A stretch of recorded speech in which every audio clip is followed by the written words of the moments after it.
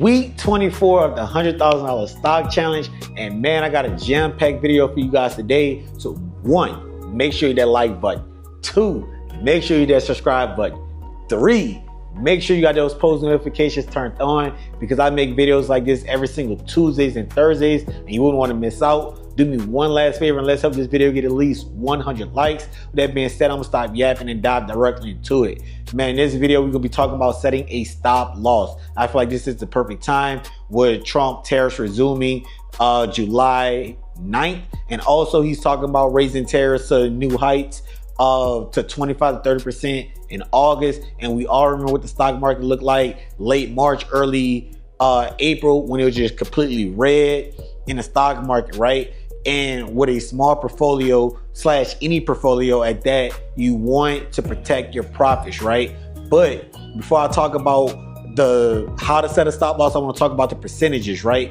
Because depending on if you're holding stocks for short, medium, and long term, you're going to set a stop loss percentages different for all of those, right? Also, I am not a financial advisor. This is just my percentage that I'm personally willing to lose per, type of stock that I'm buying, whether short, medium, or long term. So everybody's risk tolerance is going to be a little different. It depends how you want your portfolio to fluctuate up and down, right? So for short-term stocks, you want to set that at 5%, right? When you're setting short-term stocks, that means stocks that you're planning on holding for a few days to a couple of weeks, right? You want to treat it like a newborn. You're not letting it out your sight. You want eyes on it at all times. You're not letting it go too far whatsoever, right? So 5% on short-term stocks.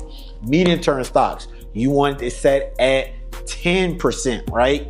Meaning you want to treat it like a middle schooler, right? That you're going to give it a little leeway, right? You don't have to, you'll let it go play with his friends. You're going to go watch it all the time, right? You'll probably let him walk to school a little bit, right? You know what I'm saying? You're just giving him a little bit of leeway, right? You ain't got to watch it all the time, right? You're going to watch it from a distance, right? So set that at 10%. Stocks that you plan on holding for a couple of years, right? And then also long term, right? You want to treat this like a young adult, right? A college student, right? You just check up on it every once in a while, right? But for the most part, you're gonna let it do its thing, right? You're gonna let it figure out life on its own, right? So those are stocks that you want to hold at 25%. And I say 25% because you want to give it a lot of lee room, right? A lot of people, when they're holding long-term stocks, they don't even set a stop loss, but over here we do, because you got to protect those profits at all times, right? Because when people don't set stop loss on long-term stocks, they mainly focus in DCA, which is dollar cost averaging. But over here we do both, man. We got a small portfolio. You want to protect your profits at all times, right? And that way, if it drops, you can just buy more and keep rinsing and repeating like that, right? So with that being said, right, I'm going to be using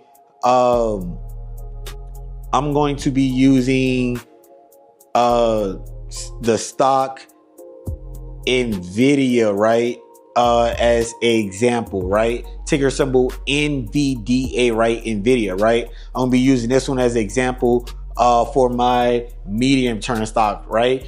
Meaning I'm holding NVIDIA right now for like, the next 2 to 3 years.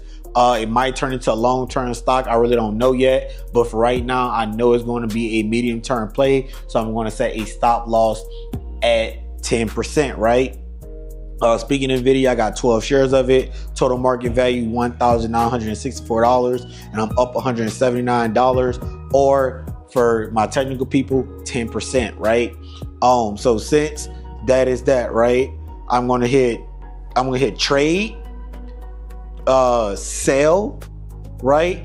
I'm going to hit changes from dollars, and I'm going to hit stop order, right? If NVIDIA falls to a fixed stop price, trigger a market sale, right? I'm going to select this one, and then like I said, I'm going to set this at 10% loss. So that's going to be, rough math, don't quote me on that, $145, right?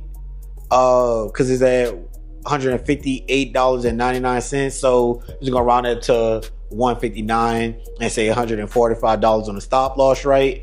I always pick mines out to 90 days, right?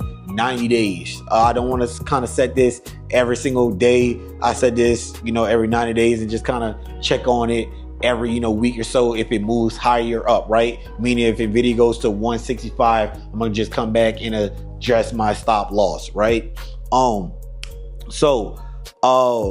It depends how many shares you want to sell this off at, right? Me, I always kind of leave a few little runners just in case you try to do like a fake out breakout where it drops then shoot right back out. So I'm personally going to,